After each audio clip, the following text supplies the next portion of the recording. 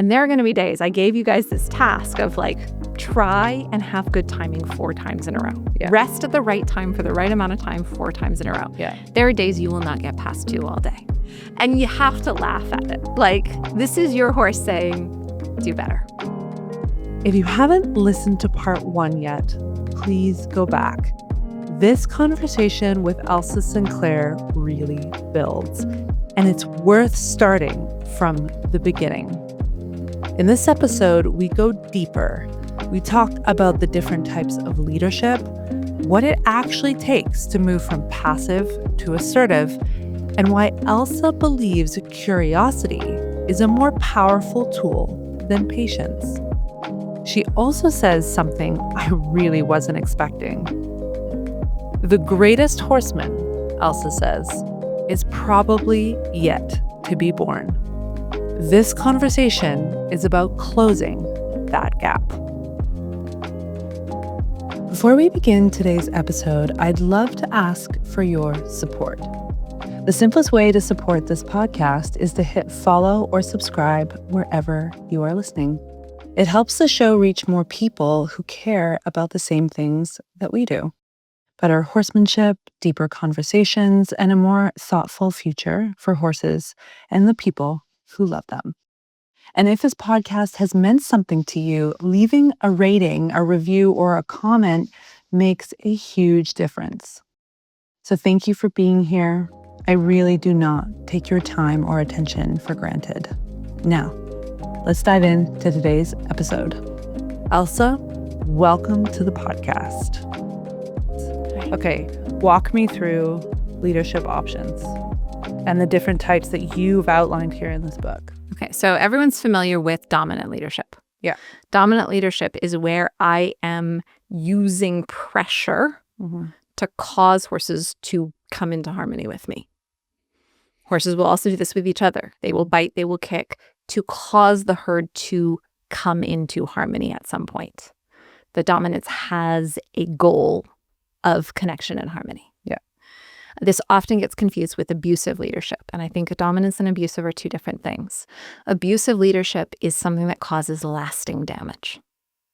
So you can use a lot of pressure without causing lasting damage. If I raise my hand and the horse falls down or flinches badly, I know they've had some abusive leadership. They have lasting damage where they're now afraid of a hand every time it gets raised. But if I raise my hand and they go, did you want something?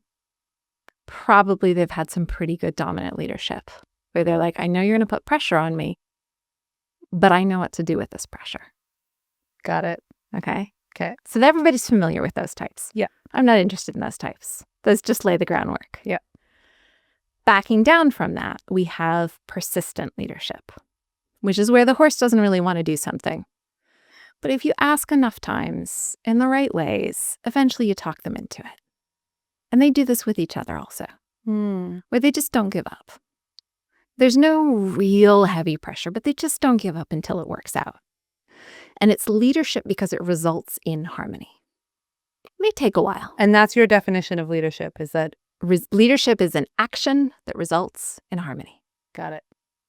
Okay? That makes sense. So persistent leadership is very often where kind horse owners drive their horses crazy. Yes. Because they just persist and they persist, but they never get to the harmony part. They just persist until their horse goes, God, I hate this so much. And that's not persistent leadership. And they want the release. Right. They're like, please just let this end. Yeah. So the difference between persistent training and persistent leadership is you actually get to the harmony part. Okay. Now, assertive leadership is what everybody wants. I ask, do you want to go across the river? And you go, yeah, I love crossing rivers. No hesitation. Hey, can you go get that cow with me? Yeah, let's go get that cow. Hey, can I get on your back and go for a ride? Yeah, I love rides. Hop on. Everybody wants assertive leadership. Assertive. So the definition of assertive is something that I am 100% sure of. I am assertive if I am absolutely sure I know the outcome. Yeah. And so if I'm 100% sure you will say yes and I ask you, that is my assertive leadership. Everybody wants that, but you can't start there. You earn it. Totally. So most people earn it from dominance. I'm going to put a lot of pressure on them. They're going to do the right thing. They're going to find the harmony. Then I realize it's pretty good. Then we're going to dial it back to persistence, where I don't put so much pressure on them. Takes a little bit more repetition. They still find the harmony. They feel good. Eventually, I just ask them once and they go, oh yeah, it always ends up good. Yeah. I And don't those have are to resist. because I'm like literally tracking the archetypes of horses Yeah. in those situations. So you've got like the colt, the dominant leadership experience. Yeah. Then you have the persistent. So that's where they're sort of building that like muscle memory, those neural pathways. And then assertive is that ranch horse. Yeah. That horse is like Yeah. I literally at Nikki Flunder's place in Pincher Creek, those horses line up Yeah. at the fence. Like, am I going today? Am I like I'm Yeah. it was the first time I'd ever witnessed that. Yeah. Where those horses are all lined up like pick me, pick me, pick me. Yeah. And I was like, that's cool. And then consistently at different places along this trip, I have seen that. So most people build it top down. Yeah. My question is, what if I don't want to build it top down? Is there a way I can build it bottom up? So the bottom end of the leadership spectrum is the decisions I make for my own body that have nothing to do with the horse. So passive leadership is I move around until I find the right place to stand. And then I don't stand there too long. So my decision is to stand at the horse's shoulder. How long is that good for? If I leave before they push into me and before they pull away from me, I made a decision that resulted in harmony. My decision to stand at the shoulder at the right time for the right amount of time is a leadership action. Yeah. It's a personal action, but I know how long to do it for. So you're saying that when we make a decision to leave before, you've overstayed your welcome. Yeah. That tracks as leadership because you are demonstrating to the horse that you can read the room. You got it. And therefore you are safe. Yes. Therefore you are a reliable herd member. Therefore you're someone of value. Therefore I can trust you to go for a rest while you look around because you've got it. You've got, like, I think of it as like people, like, oh, this person's got their life sorted out. Yeah. Yeah. I never thought that horses could actually. So if you don't have your life sorted out, they have to be like, hey, Yeah. pay attention. Yeah. And why would they trust you if they always have to be like, hey, you, pay attention? Yeah. Yeah. It's. So that's your passive leadership. Yeah. Okay. Mm-hmm. Then up from your passive leadership is your supportive leadership, which is, can I do things that cause you to feel better? And then we have harmony. Okay, so give me an example. I pet your neck. You go, oh, that feels good. And then we just hang out. Remember how good that felt. So at what point then the first thing that pops into mind when you say that is, okay, at what point do you go from scratching the neck, building that supportive leadership, evolve from passive leadership, which is, hey, I speak your language. I understand I'm a reliable herd member. Yeah. I'm not just this weird person on two legs. Yeah. Bumping into things. Yep. That's what I think they mistake all the time. Right? Yeah. So fast track to I'm riding you bridleless. Right. Can you share with everyone, first of all, like the expected timeline between I've earned a semblance of passive and supportive leadership. Yeah. Now we're riding along the beach bridleless. Okay, so first project with Myrnah, who I have to say she was a remarkably generous horse. Yeah. So thank God I got a generous one to start with, because otherwise I may have given up. Not all horses are as generous as she is, but she was a really generous soul to start me off with this idea. 3 to 6 hours a day, 5 days a week for a year. Okay. Within 3 months, I got on her for the first time. I managed to do it badly She didn't let me get on again for another 3 months. Oh my gosh, really? So you like got a taste for it and then you had to really wait for it. Yeah. Brutal. Well, I find horses often do this. They give you a preview of what could happen and see how well you handle it. And if you don't handle it really well, Yeah. they let you go back and work on your foundation. Whoa. Okay, so oh, Myrna, I mean, I respect that. I do respect that because when I think of if I were in that position, I would do the exact same thing. Yeah. Right? Okay. So you work 3 months to be able to sit on her back. Yeah. In full consent at liberty. Yeah. It doesn't go well. No, it goes great. Oh, it did go great. She just wouldn't let me do it the next day. Oh, why? Because I got the timing wrong. Why did you get the timing wrong? It didn't feel as good to her as it did to me. It wasn't bad. So did you just like in that moment, you just like, oh, this is so amazing. And then it kind of takes you out of the moment. So it's a lot about reading that sensory experience. And what happened that first day when I got on, I went fine. But she kind of chose to ignore me. She was like, it's fine. But there's no sensory experience there. She didn't go, oh, this is really interesting. So we had no curiosity to build on the next day. So how do you build curiosity while she's on your back, while you're on her back? Okay, so getting on her back is Yeah. supportive leadership. That action should cause curiosity. Yeah. If it doesn't, I haven't broken it down enough. Right. So how did you create curiosity? A lot of time and effort learning when to do things. So feel is knowing what to do. Timing is knowing when to do it. Yes. So feel is, I'm going to stroke your neck. Do I know how long to stroke your neck? Do I know when to start? Do I know when to stop? Ideally, I start and then I stop when you feel better. This is like when Nick okay, this is, sorry, just as like, this happens to me sometimes in the podcast when all these conversations start to converge, you know, and then I'm just going, and everyone has to watch me just go, ting, ting, ting, ting, ting, ting, ting. Okay. So this reminds me of the piece that Nick Dowers talks about where when you get really good at your timing and your feel, it's when you actually reward the thought. Yes. Not the action. It's the thought. Yes. Okay. So this is like when we're talking about, this is the Force. This is like Jedi mind stuff. Because this is the stuff that you can't see. This is the stuff that you can see it. You can learn how to see this. Okay. Yes. Okay. So you see it in the use of the sensory system. You see it in the use of the sensory system. So you see a thought when the ears move. You see a thought when the eyes move. You see a thought when they smell something. This is the smell, the sight, the hearing, the feeling. You can see that. But don't you think that when we talk about this, I feel like we see it before our mind sees it. Like we see it like almost somatically. You can do that also.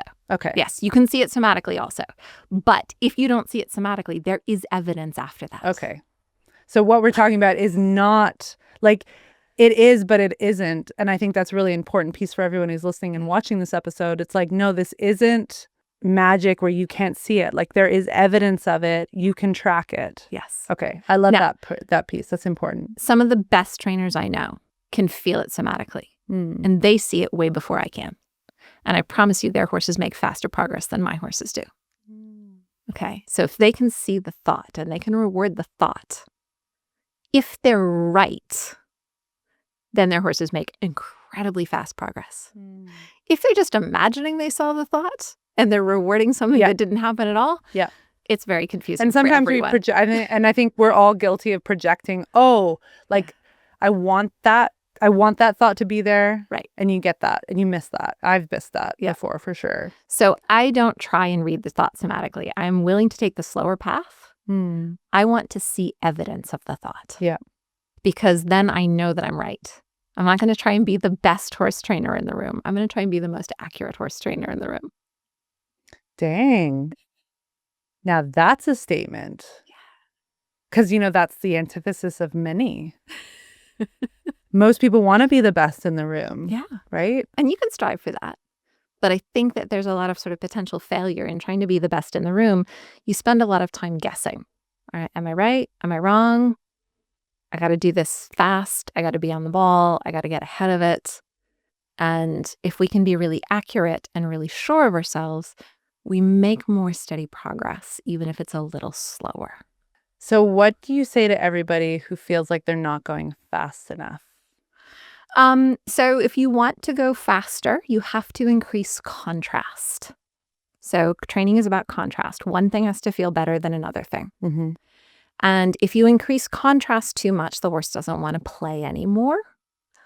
Or you have a food reward issue where they become a bit like a drug addict. Yeah. Where they want to play, but you're now their dealer. Mm.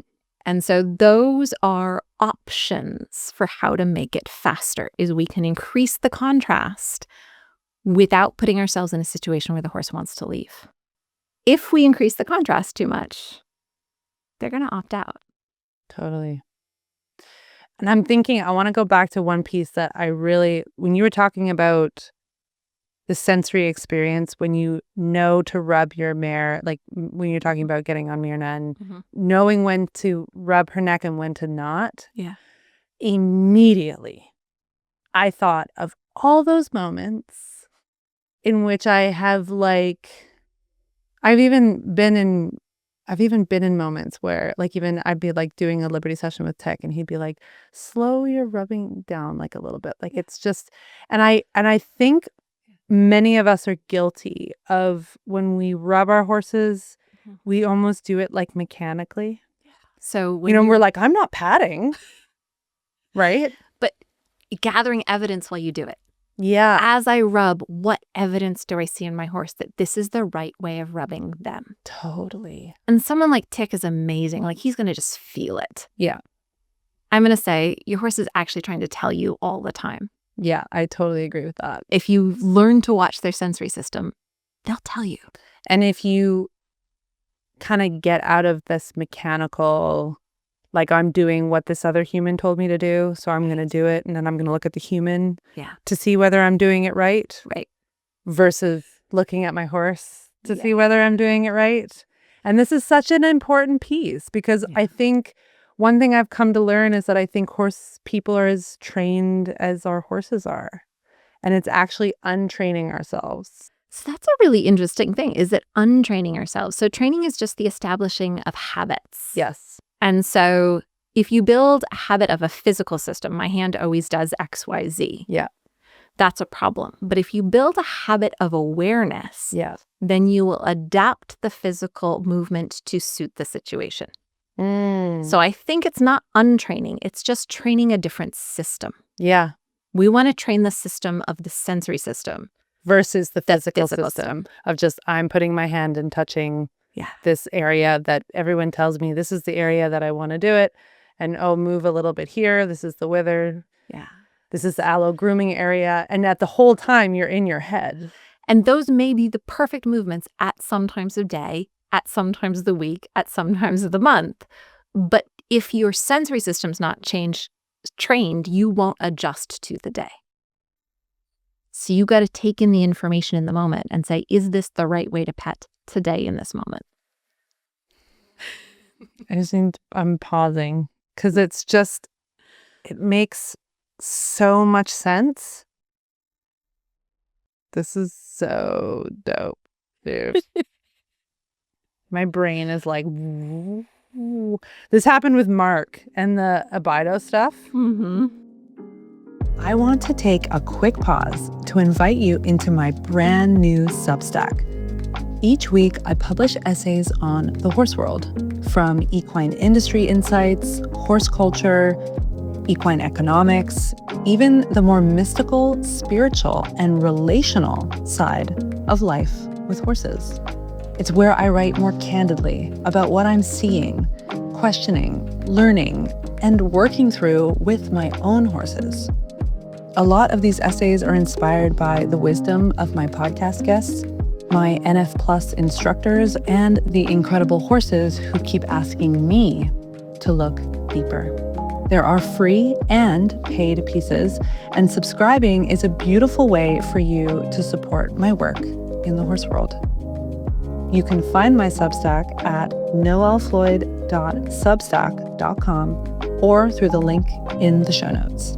Now, let's get back to the episode. Mark thought it was hilarious because, I mean, I'm a I have no poker face, right? So like I'm just sitting there going like da, da, da, da. And like you could just everyone could just see this. I was like, oh my God. Like just the concepts are freaking profound. They really are. And like I was having the same experience on the podcast, trying to like reiterate to everybody, how do I so I'm so excited. I haven't even done the work yet.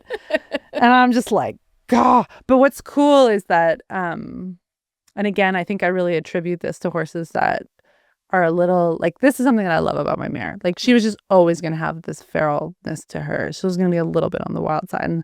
And because she's lived most of her life, like I got her when she was 15, she lived out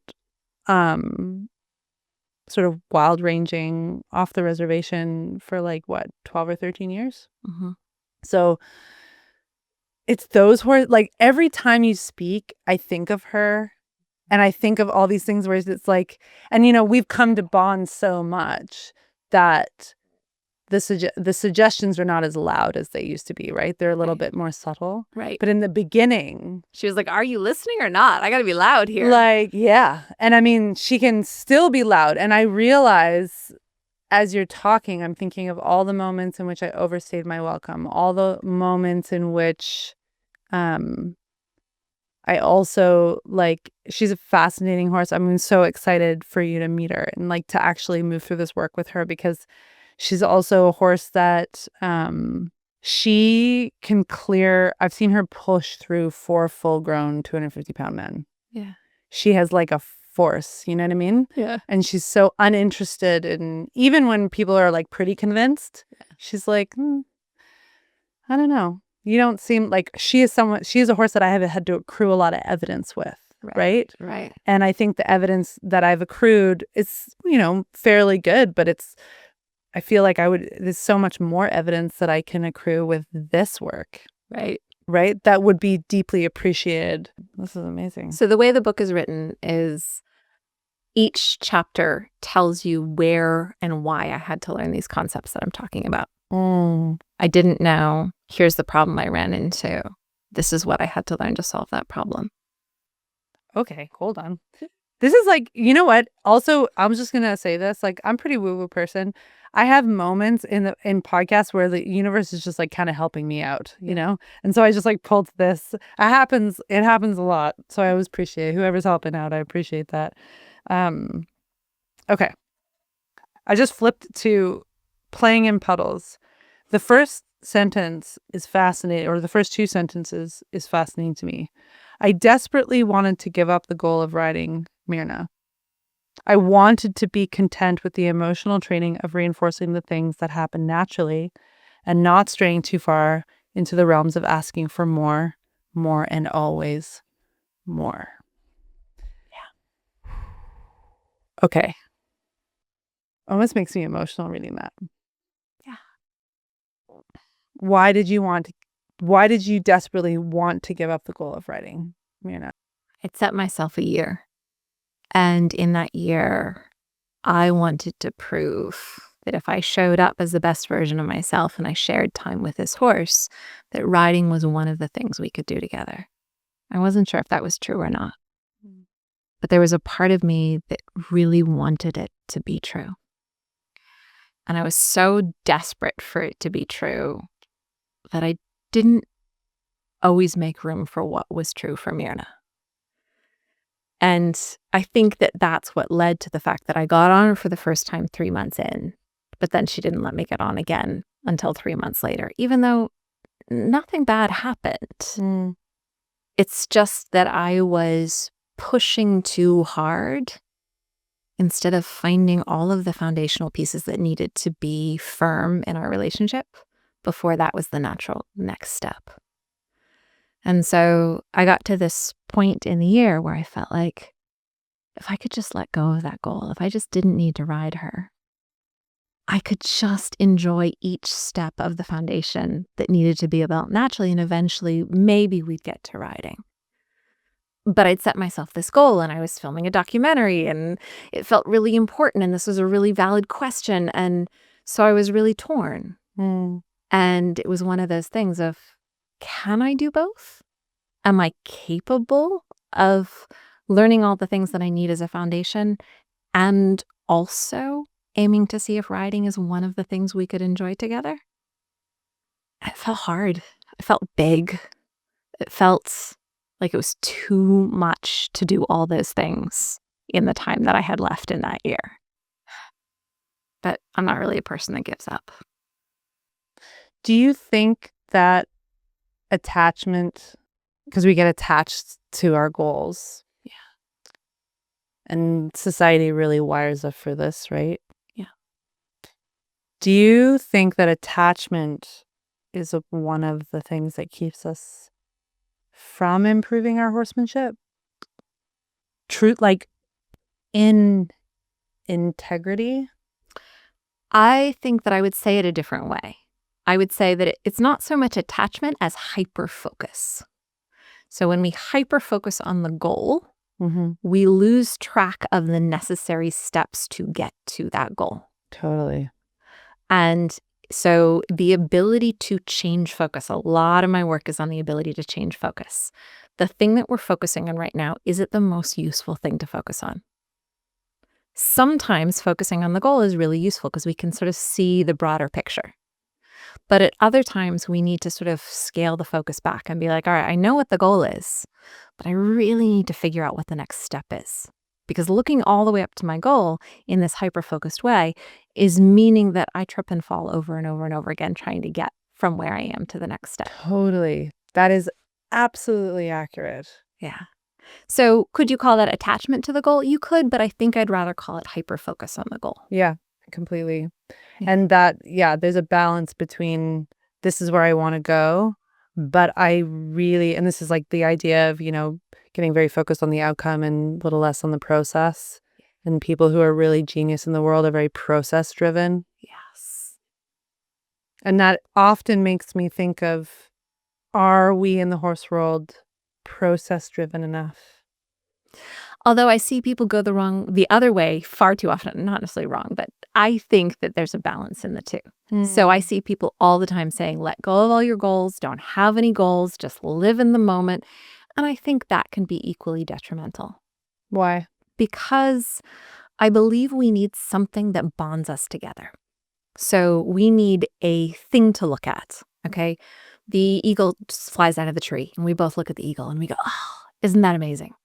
And that thing, that interest, that point of interest pulls us together. It gives us something to focus on together. Yes. When we get so in the moment, we're just living in the moment, sometimes we lose track of the stuff that pulls us together.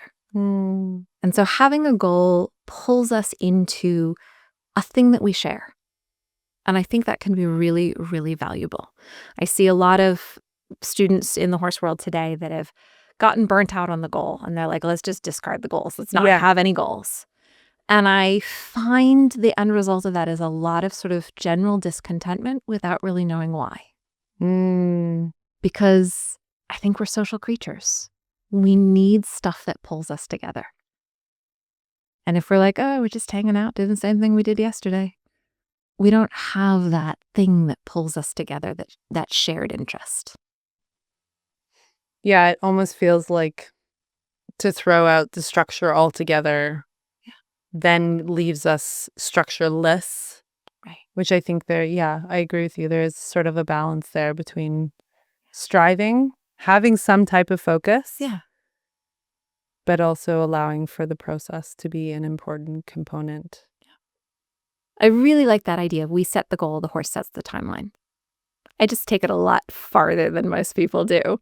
So we set the goal, the horse sets the timeline, and I say, yeah, but what if you take away the halter, you take away the fence, you take away the food rewards, and then you ask the horse what the timeline is, and people go, oh, I don't have that much time, Elsa. I said, that's fine. That's why we have tools, is to, make the timeline a little faster. But my point is that is an option. Not everybody's going to choose that option. It's my favorite option. But it is an option that exists in the horse world now. Why is it your favorite option? Because you obviously know something that we all don't. You've dove into this work the most. So if someone's listening to this podcast going, okay, I'm intrigued. Yeah. I've done everything else, or I've dabbled in everything else. Yeah. what's my reward? It has to be the thing that you seek naturally, I think. So I have been seeking this my whole life. I wanted an alternative to dominance. I didn't want to use pressure to achieve harmony. I wanted to make personal decisions that led to harmony. Then from that basis of personal decisions that led to harmony, I wanted to build into where I could ask for things. And I've built enough of a foundation that asking for things is easy. So from passive leadership, you got assertive leadership. That's the goal. And supportive leadership. Yeah. So it goes from passive to supportive to assertive. And I'll dabble in persistent. That's my 20%. Ah. Okay. Persistent is where I ask for something and the horse is like, I don't really feel like it. I'm like, all right, let's work on it anyway. But that tells me I didn't read the room very well. I didn't really ask at the right time. And I've got room to do that in 2 out of 10 interactions. Okay. I want you to give everyone some homework.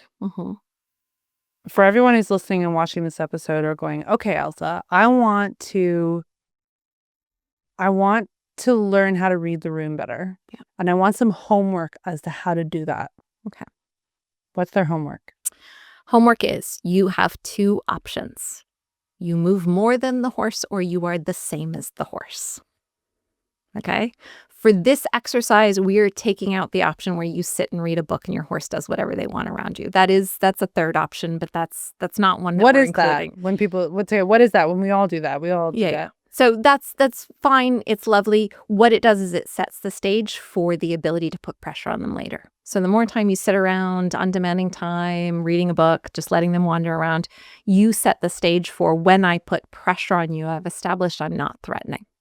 So I can then be dominant, but I've set the foundation for dominance. Okay. It's not as interesting to me because I'm not interested in being dominant. Got it. So I don't really do that. I mean, I do it sometimes just because everybody does it, but that's not a valid piece of the homework, as it were, unless you're building a foundation for your dominance. Okay. For me, I want to build a foundation for my assertive leadership. So that means my choices are to be different from the horse or the same as the horse. Count 4 times in a row. Can you be different from your horse? Walk around, be busy.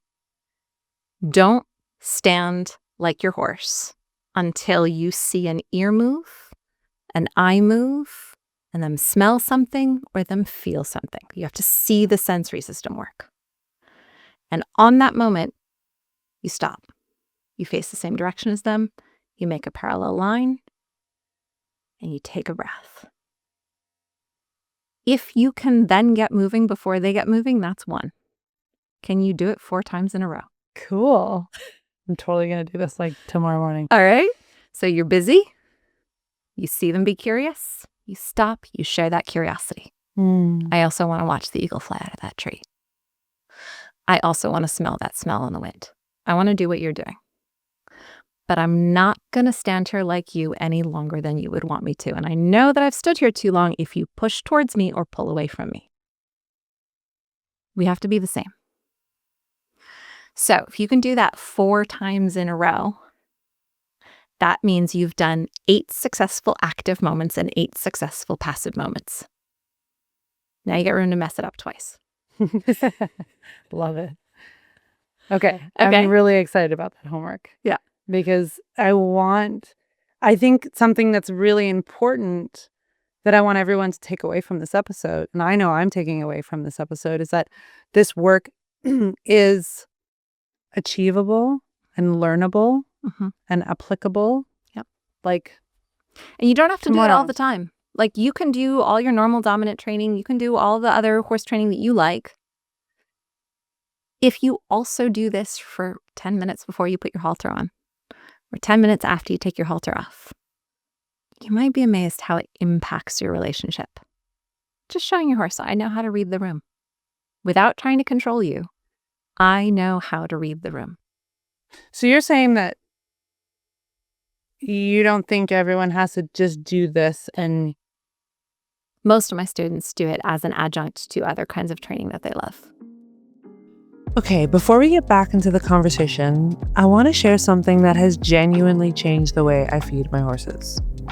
One of my horses, Lady, who I talk a lot about on this podcast and who some of you know, is a sassy Appaloosa and a notoriously picky eater. She does not like feed with a lot of fillers or chemicals. She is sensitive in every way, including her skin, which has always made feeding her a careful process. She lets me know quickly when something does not agree with her. Finding a feed that she could eat consistently and that supports her overall well-being has mattered more to me than anything else. Total Equine by Total Feeds has been that feed. When I first tried Total Equine, I was super skeptical. It looks more like kibble than pellets, and I judged the look of it right away. Also, it's affordable. And as someone who's grown up deep in the competitive world of show jumping, I immediately interpret quality with price. Nothing in the horse world can be both good quality and affordable, right? Well, wrong. My horses have never looked better, and they love it.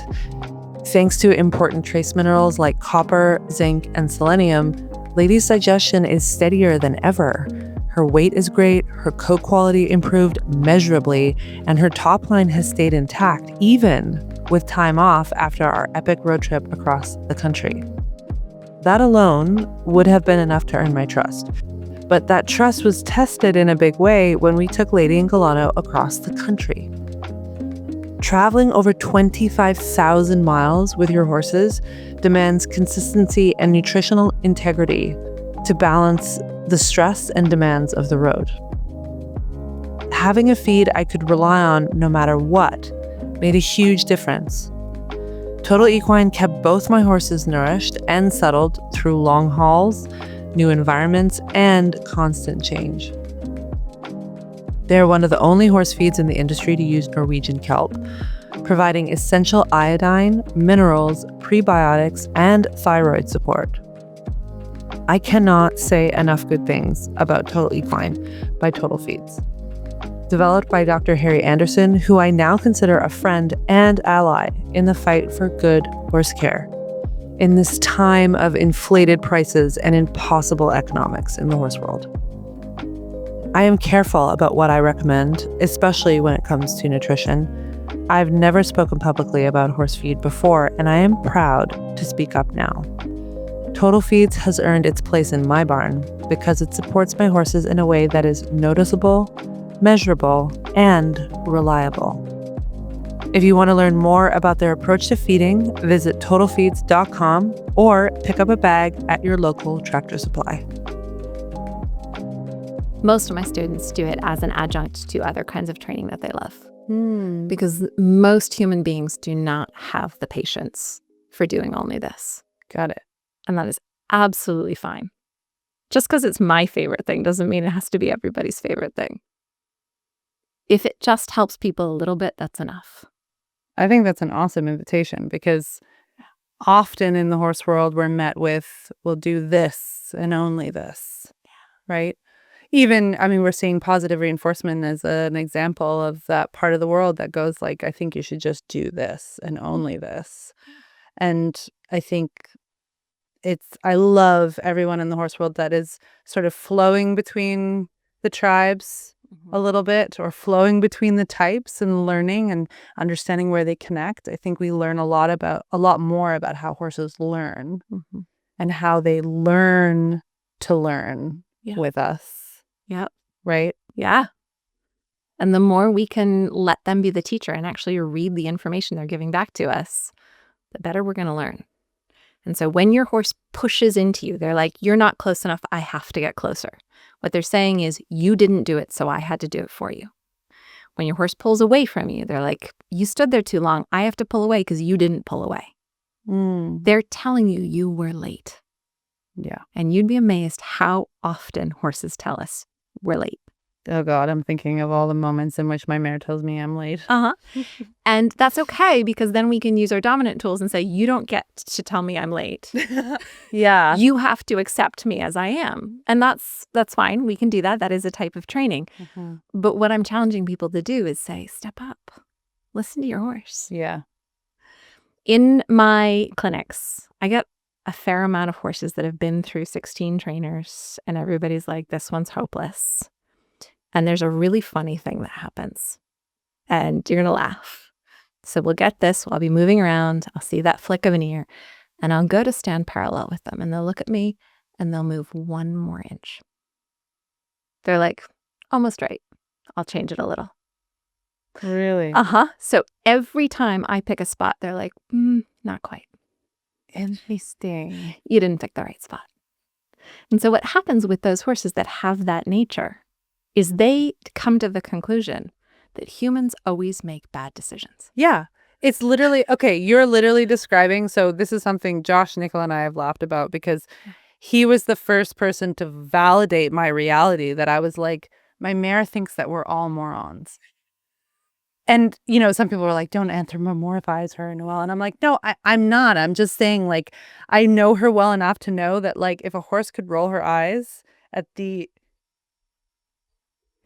like these idiots on 2 legs. And I respect her for it, though, because I do think that, you know, as you described that scenario, I am going to be so interested to see if she does that thing, because she also was a horse that went through lots of different trainers, said, like, basically F you, F you, F you, F you, F you every time. Right. So uninterested in what you have to offer. So when that horse takes that one more step, after you've gone to harmony with them and they take one more step, they have become the passive leader. You picked a spot. It was the wrong one. Don't worry, I'll change it. Whoa. Then we can have harmony. Whoa. Yeah. And it's so subtle. It's so subtle. We think it means nothing. But it means everything. But it means everything. And then when we go to put pressure on them, they go, why would I listen? You have spent all day making bad decisions. Why would I trust you to tell me what to do? And if we have enough pressure, we can talk them into it. But some horses just won't submit. And so if we come at it from the other end and we say, what if I could step up my skills? And when you take that one more step and you say, no, you didn't pick the right spot, I say, no problem, let me try again. And there are going to be days, I gave you guys this task of, like, try and have good timing 4 times in a row. Yeah. Rest at the right time for the right amount of time 4 times in a row. Yeah. There are days you will not get past 2 all day. That's okay. It's okay. It is what it is. Yeah. And you have to laugh at it. Like, this is your horse saying, do better. I love this because, you know what? We outsource. It's actually kind of a bit of a gripe I have sometimes in the horse world, is I feel as though a lot of us have and continue to outsource our power, right? We say, oh, wise person, please tell me everything and teach me everything.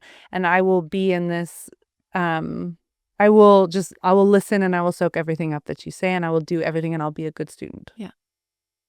And again, it's all I always want for everyone in the horse world is to just feel a little bit more empowered to make some of their own decisions and advocate for their own horses and advocate for themselves. Right. And what I love about this invitation that you have to the horse world as a whole, as a collective, is all of it. What you're talking about is you get to learn from your horse, not from somebody else, but from your horse. And I think that's probably one of the most empowering invitations that we can offer, right? Is how can you learn from the best teacher in the room? I think so. Now, here's a thing that sort of all of this stuff that I've developed that I love so much, there is something that trumps it. And I'm just going to say it and be really honest. Yeah. Confidence wins. Okay? Oh. I have a student in Belgium who will remain unnamed, but he's fabulous. He's sure he's right, even when he's wrong. He's so sure he's right that he'll come to a clinic and he'll not follow any of my instructions. But he's so sure he's right. His horse thinks he's right too. And so what I have to laughingly say is, if it's getting better, you're doing it right. If the relationship is getting better, you and your horse are more on the same page, there's more and more harmony, you can do more and more things. It doesn't matter how you got there. You're doing it right. Cool. Okay? If it's getting worse, you're doing it wrong. Yeah. Now, I might have some strategies to help you see where you're going wrong so you can become more aware and you can fix them, and that's what I teach. But what I find is confidence trumps strategies. So if you are confident enough, generally your horse will believe you and your relationship will get better and better, and you don't need any of my strategies. And what's crazy when you say that is that to be confident is like an inside out thing. It's not an outside in thing. Right. And I think horses, so what you're saying supports the message that I hear from lots of different people, which is, that horses can sense that confident person. And there's some people that horses just, they gravitate to and they love on, and they just are like, they feel really regulated and really at ease around them. Yeah. And it's because there's confidence from the inside out, right? I think. And so those are people who will rest at the wrong time. They will stand still too long and the horse will push on them or pull away from them. Yeah. But nonetheless, the relationship improves over the next 10 minutes, over the next hour, over the next 2 hours, over the next week, no matter what happens, no matter how many times they get the timing wrong. Really? It's just better the next day. And I can't deny it. I've seen it enough times. I know that that's a thing. And that's because the person has inside out confidence. Right. And so that's beautiful. If you've got it, roll with it. For the rest of us mere mortals, we might need some strategies on how to read the room and how to act appropriately and how to prove to the horse that we know what we're doing.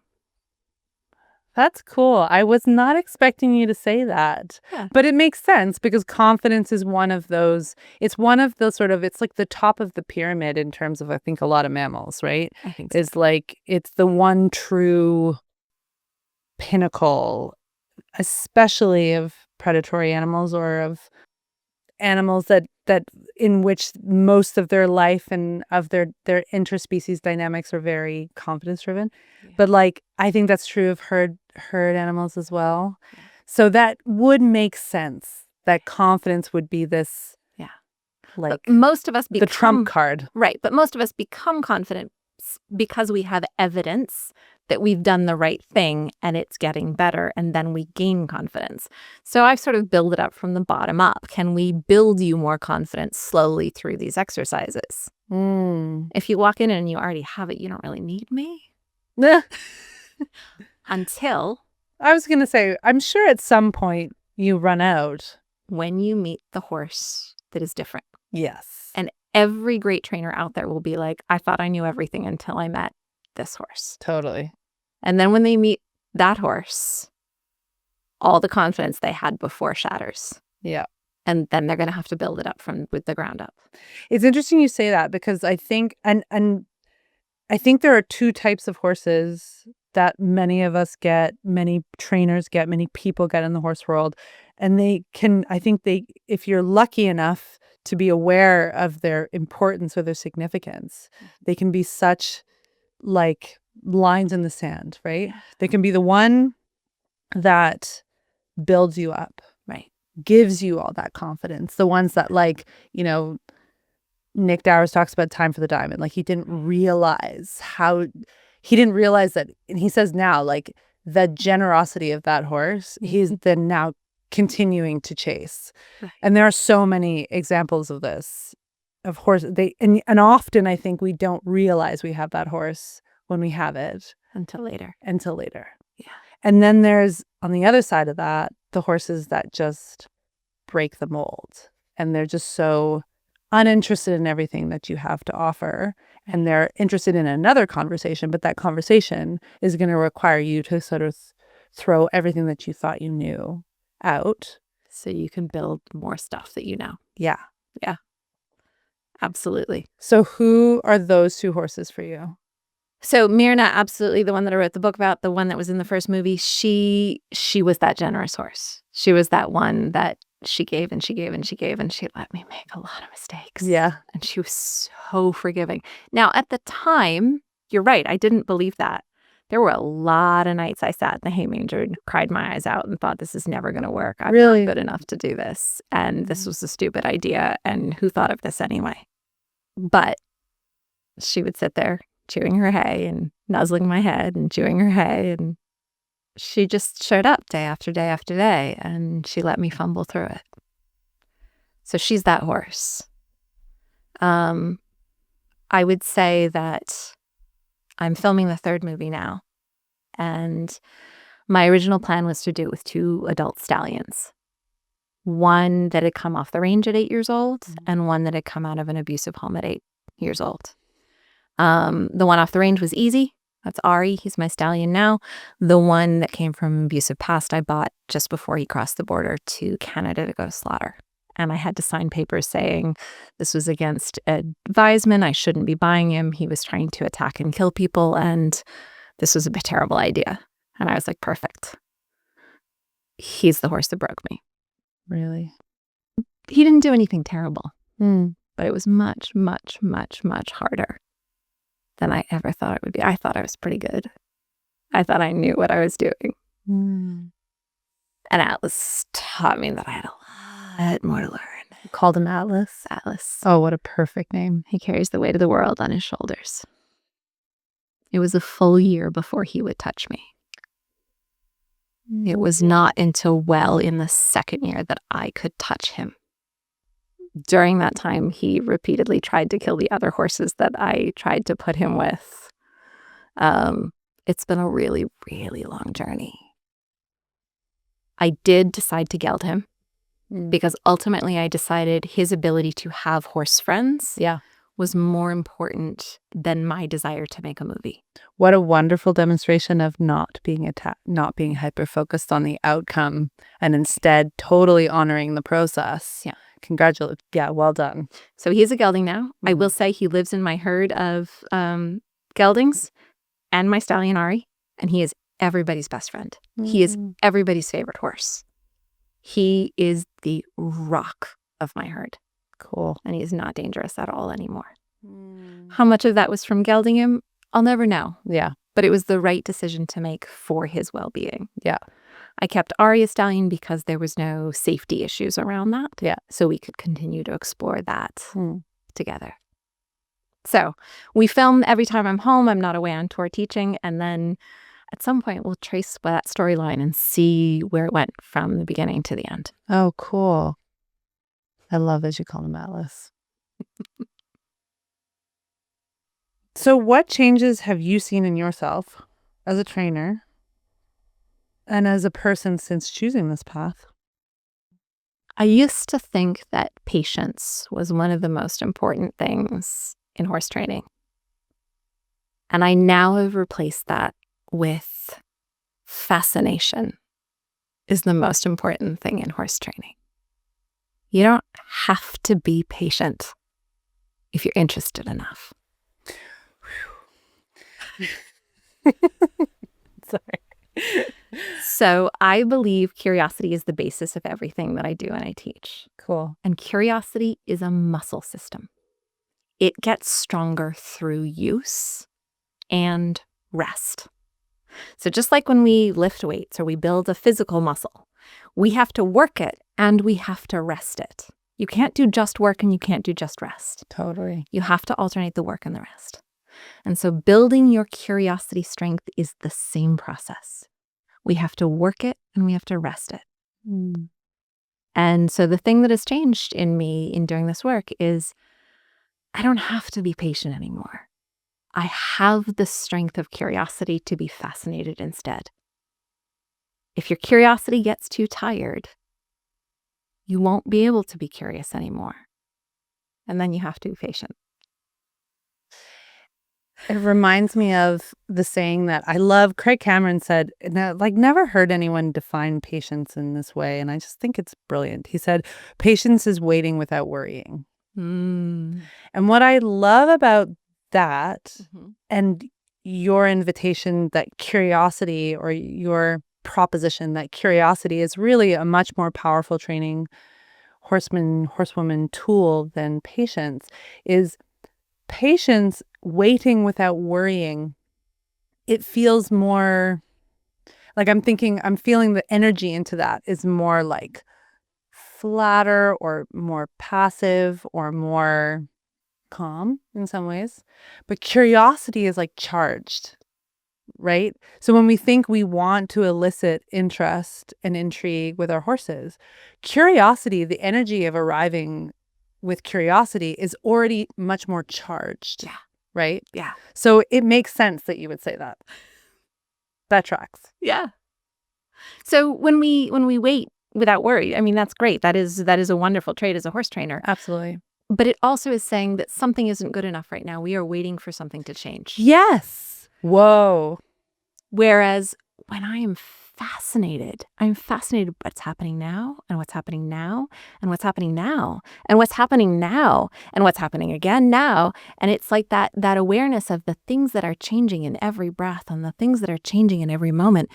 That's interesting. Yeah. I agree. Or more than I just agree. It's such a lame response. More than I agree, it's like I really appreciate the distinction between, because I think for much of my life, and I know many, many other people have felt the same way, it's like, oh, I just have to be a patient horseman and then I will have arrived. Right. Right. That's to some degree true. Yeah. And I do think that is true. Like, I think, and there's not a coincidence that our masters and our elders, they just acquire through years of hard work and life and circumstances that they develop this tremendous capacity for patience, right? Yeah. Waiting without worrying. And I think we worry because we don't know better. And then as we become older and we become wiser, we realize that everything that we worry about is usually false. I mean, not always, but often not necessarily applicable in that moment. But the curiosity piece, that is such an awesome invitation for the horse world to pursue that energy. It's fun. It's so much fun. So what's next for you in exploring the edges of trust and freedom with horses? Well, I'd like to finish my third movie at some point. But as we're about 6 years in right now, please don't hold your breath. Talk about, I mean, your timelines are just... Right. So different. Part of that is that when I did the project with Myrnah, I lived at home. I wasn't traveling. And she was my main project. Yeah. She's mostly what I did. I was a single parent and I had to raise a child and I had to do stuff like that as well. But she was my horse work. And then I went to the city 2 days a week to teach riding lessons. So 5 days a week, it was just me and Myrnah. Now I tour the world. I travel teach in Europe and Australia and New Zealand, and I'm gone 6 months of the year. The burden of popularity. I love it. Yeah. I absolutely love it. And every time I go away, I learn something new. I learn something new from all the students I get to interact with, from all the horses I get to interact with, and I bring good stuff home with me. But if I'm honest, my first week home, I do nothing but sleep. Yeah, I bet. There's not a whole lot of horse training that goes into that first week. Yeah. And if I'm honest, the week before I leave, I do nothing but repair fences and make sure water troughs are full and, all the things that happen when you have a herd of horses. Totally. So that really does get in the way of how many hours per day I can spend with my herd. I also don't just have one horse now. I have a herd of 6 that I work with. Nice. So whereas Myrnah got 3 to 6 hours a day, 5 days a week, my boys get a lot less. So that means my rate of learning is a little bit slower. And I love it. So here's the beauty about slowness. When you do things slower, you have time to process what you learned. Totally. When you do things faster, you're so busy piling on the next new piece of information. A lot of times you forget half the things you learned. Yeah. So I feel like my rate of learning has slowed down dramatically. And the enjoyment I get from every moment with every horse has increased exponentially. So if anyone who's listening to this podcast feels like they're learning at a snail's pace, I would say You might need to build your curiosity strength before you can enjoy that slowness. But once you build your curiosity strength, there's nothing like slowing down and really soaking up the moments. Okay. I'm really excited about your rapid fire. All right. If you could read one book to the horse world, what would it be? Temple Grandin and Animals in Translation. Ooh, you had that one like right on the tip of your tongue. Who is the most iconic horse in history? Ooh, the most iconic horse in history. It's got to be the Black Stallion. I mean, doesn't that just resonate in everybody's mind's eye? Galloping down the beach. Yeah. And you're not alone in that. Yeah. Also emulated off of Alexander the Great and Bucephalus, Of course. right? The original, like, so much symbolism there. Okay. Yeah. Most undervalued skill as a rider. Curiosity. I have a theme here. I like it. I like this theme. Who is the greatest horseman or horsewoman in history? Oh. I don't think I have an answer for that. Because I'm not sure horses would agree any of us have risen to that status of greatest yet. I think humans are a work in progress. And if you asked the horses of the world who's the greatest horseman, they might say he's yet to be born. Or she's yet to be born. Either one. I agree. Okay, last question. Mares, stallions, or geldings? Mares. Yeah? I was wondering, I was like, is she going to be team mare? So here's what I feel like I have observed. Mares they love to help you learn. And I feel like they will hold your hand along the way. And they see you going a little bit off course, and they will try and help you back on course. Sometimes nicely, sometimes not. Not so nicely. But they're on your team wanting you to get smarter. The boys, I find, give you enough rope to hang yourself with. And I love them for it. It's a great educational process. But I feel like I will do stupid things, and they'll look at me and they'll go, how's that going to work out, Elsa? And they won't help me at all. They'll just watch me unravel. So true. And then they'll let me meditate on that and learn from the experience. And, that's probably good for me too. But man, I miss my mares. I miss when they held my hand every step of the way. They're great mentors. Yeah. I would say the mare mentor is like just something special about them. And in terms of geldings versus stallions, I think that's just an intensity difference. Totally. I think that geldings and stallions are actually very similar in the way they interact. It's just stallions are much higher intensity and geldings tend to be a little lower intensity. I think stallions also have a little bit more of a parental instinct than geldings do. So geldings are going to be a little bit like your best drinking buddy.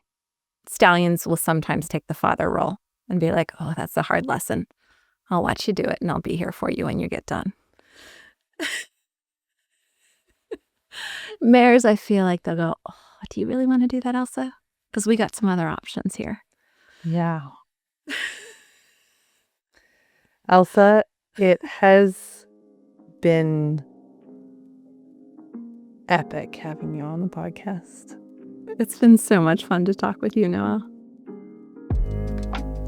If the access and insight of this podcast makes you want to go deeper and actually apply these ideas with your own horses, NF Plus is where I've brought together some of the best riders, trainers, horsemen, horsewomen, sports psychologists, and practitioners in the horse world. Inside the NF Plus app, you'll find more than 70 masterclass courses on the challenges so many of us face. spooky horses, finding a distance, developing a better canter, developing feel, navigating fear and anxiety, or becoming a more thoughtful rider and horse person. Our instructors include Tick Maynard, Will Coleman, Carl Cook, Peter Wild, Dr. Jenny Susser, Ann Krasinski, and so many more. I created NF Plus as a safe, thoughtful place to learn at your own pace, with teachers and riders who have a wealth of knowledge. You can explore more at noellefloydplus.com or find the link to download the app in the show notes.